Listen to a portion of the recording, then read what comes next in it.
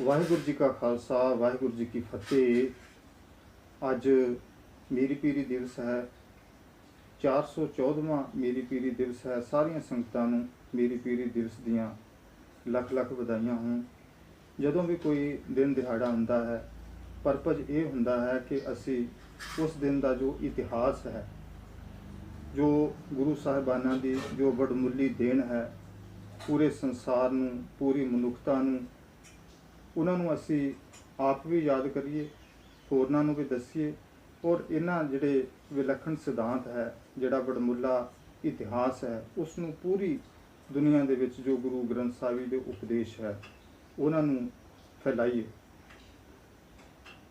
मीरी पीरी दे मालक छेवें पातशाह गुरु हरगोबिंद साहिब जी का प्रकाश 19 जून 1595 ईस्वी नूं गुरु की बडाली जिला अमृतसर दे विच होया।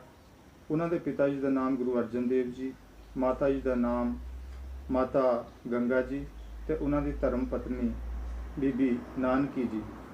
उन्होंने सपुत्र बाबा गुरदित्ता जी, बाबा सूरजमल जी, बाबा अनी राय जी, बाबा अटल राय जी, गुरु तेग बहादुर जी, तो उन्होंने एक सपुत्री बीबी बीरो जी। उन्होंने पालन पोषण जिहड़ा सी शुरू तो ही आने वाले समय नूं मुख रख के किया गया। बाबा बुढ़ा जी की अगवाई दे विच उन्हां नूं जिथे अखरी विद्या, हिकमत विद्या सिखाई गई, उत्थे नाल नाल जिहड़ा सी खेतीबाड़ी, राजनीति, शस्त्र विद्या का अभ्यास, घुड़सवारी का अभ्यास ते युद्ध के जिहड़े गुर सन वो भी सिखाए गए। भाई गुरदास जी श्री हरगोबिंद साहिब जी की वडियाई दे विच लिखते हैं, पंज प्याले पंज पीर, छठम पीर बैठा गुर भारी, अर्जन काया पलट के मूर्त हरगोबिंद सवारी, चली पीढ़ी सोढ़ियाँ रूप दिखावन वारो वारी, दल भंजन गुर सूरमा वड जोधा बहु परोपकारी। भाव के गुरु हरगोबिंद साहिब जी मीरी पीरी दे मालक सारे गुणां दे मालक सन। उन्हां दे विच सत, संतोख, दया, धर्म, धीरज, ये सारे गुण सन। वो बहुत वड्डा एक योद्धा सी, सूरवीर सी, पर उपकारी सी। ये भाई गुरदास जी उन्हां दी वडियाई करते हुए लिखते हैं। जदों गुरु अर्जन देव जी अमृतसर तो लाहौर गए 1606 ईस्वी नूं शहादत देण वास्ते, तो जाण तो पहले ही बाबा बुढ़ा जी नूं ये हुक्म कर गए सन कि गुरगद्दी जिहड़ी है गुरु हरगोबिंद साहिब जी नूं दे दी जाए। और गुरु हरगोबिंद साहिब जी ने भी ये उपदेश दिता सी कि जिस समय गुरगद्दी के उत्ते बैठना है, शस्त्र धारण करने हैं, फौज तैयार करनी है, जबर का, जुल्म का, अत्याचार का, अन्याय का डट के मुकाबला करना है, मजलूमां की रक्षा करनी है। जदों गुरु हरगोबिंद साहिब जी गुरगद्दी उन्होंने बाबा बुढ़ा जी ताजपोशी करन लगे, तो पहले उन्होंने दस्तार सजाई, उहदे उत्ते कलगी सजाई और बाबा बुढ़ा जी नूं दो तलवारां पेश करने लई कहा। एक उन्होंने खब्बे पहनी तो एक सज्जे पहनी। ढाडी उबदुल्ला जी लिखते हैं, दो तलवारां बधियां, एक मीरी दी, एक पीरी दी, एक अजमत दी, एक राज दी, एक राखी करे वजीरी दी।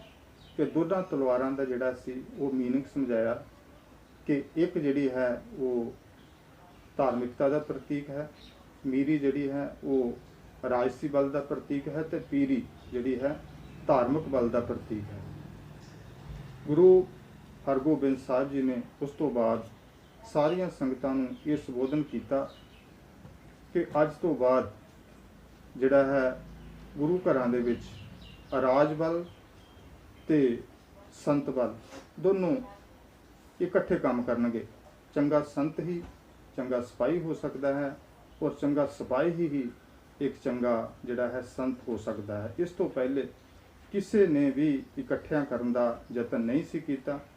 उन्हां दा विचार सी कि सिमरन ते तलवारां इकट्ठियां नहीं रह सकदियां। तो गुरु हरगोबिंद साहिब जी ने फरमाया कि अज तो सिख जिहड़ा है शस्त्र जिहड़े पहनिया करन, सिमरन दे नाल नाल जिहड़ा है वो शस्त्र अभ्यास भी करन ਅੱਗੋਂ ਤੋਂ ਸਾਡਾ ਧਰਮ ਤੇ ਰਾਜਨੀਤੀ ਇੱਕ ਹੋਣਗੇ, ਪਰ ਦੋਨੋਂ ਸ਼ਕਤੀਆਂ ਇੱਕ ਦੂਸਰੇ ਦੇ ਅਧੀਨ ਨਹੀਂ ਹੋਣਗੀਆਂ। ਦੋਨੋਂ ਜਿਹੜਾ ਹੈ ਆਪਣੀ ਆਪਣੀ ਥਾਂ ਦੇ ਉੱਤੇ ਕੰਮ ਕਰਨਗੀਆਂ, ਪਰ ਦੋਨੋਂ ਜਿਹੜਾ ਹੈ ਮਿਲ ਕੇ ਚੱਲਣਗੀਆਂ।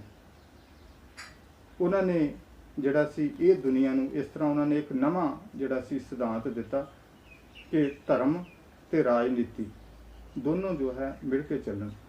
तो गुरु हरगोबिंद साहब जी ने दरबार साहब के सामने जिहड़ा सी उन्होंने जिहड़ा सी शस्त्र अभ्यास जिहड़ा सी उन्होंने देना शुरू कर दिता। बहुत सारे जिहड़े नौजवान सी 500 तो वध नौजवान माझे तो मालवे तो दुआबे तो आड़ के उन्होंने जिहड़ी है उत्थे शस्त्र अभ्यास करना शुरू कर दिता।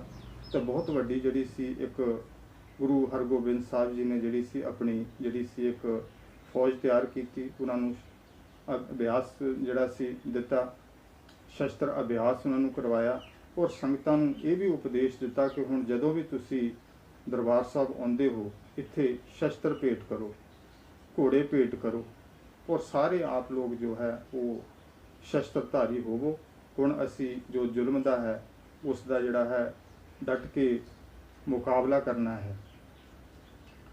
अजे गुरु हरगोबिंद साहब जी की उम्र 14 साल की सी कि जदों जहांगीर नूं उन्हां दी बहुत ही प्रसिद्धि का पता लगा तो उसने गुरु हरगोबिंद साहब जी नूं ग्वालियर के किले दे विच कैद कर दिता।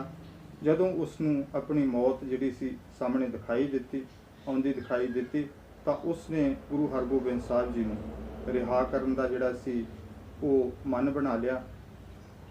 ते गुरु हरगोबिंद साहब जी ने इस तरीके दे नाल कि उत्थों 52 जिहड़े नाल हिंदू राजे सी उन्हां नूं भी उत्थों रिहा करवाया। उन्होंने 4 जंगां लड़ियां गुरु हरगोबिंद साहब जी ने शाहजहान के टाइम के उत्ते लड़ियां। पहली जंग उन्होंने मुखलिस खान के नाल अमृतसर के 1628 ईस्वी नूं लड़ी। दूसरी जंग अब्दुल्ला खान के नाल श्री हरगोबिंदपुर जो कि गुरदासपुर डिस्ट्रिक्ट विच पैंदा है 1630 ईस्वी नूं लड़ी। कुआमर बेग के नाल जिहड़ा गुरुसर दे जिहड़ा नज़दीक लड़ी 1631 ईस्वी नूं। काले खान ते पेंडे खान दे नाल ये करतारपुर जो कि जलंधर डिस्ट्रिक्ट दे विच पैंदा है उत्थे 1634 ईस्वी नूं लड़ी। इस तरह गुरु साहिबाना ने जिहड़ा सी एक जिहड़ा नवां अलग जिहड़ा सिद्धांत सारी दुनिया नूं दिता कि धर्म ते राजनीति मिल के चलन। ये साडे जिहड़ा सी मीरी पीरी दा जिहड़ा दिवस दा इतिहास है। फिर गुरु हरगोबिंद साहब जी जिहड़े है 3 मार्च 1644 ईस्वी में जदों उन्हां दी उम्र 49 साल की सी 49 ईयर्स की सी तो वो गुरु हर राय जी नूं जिहड़ा सी वो गुरगद्दी सौंप के जिहड़ा है जदों उन्हां दा समा नज़दीक आया तो उसनूं जिहड़ा सी गुरगद्दी दे के आप जिहड़े सी वो ज्योति जोत समा गए। मेरी वीडियो चंगी लगे इसनूं लाइक करना, शेयर करना और मेरे चैनल सुखदेव सिंह टाली नूं भी सबसक्राइब करना जी। वाहिगुरू जी का खालसा, वाहिगुरू जी की फतेह।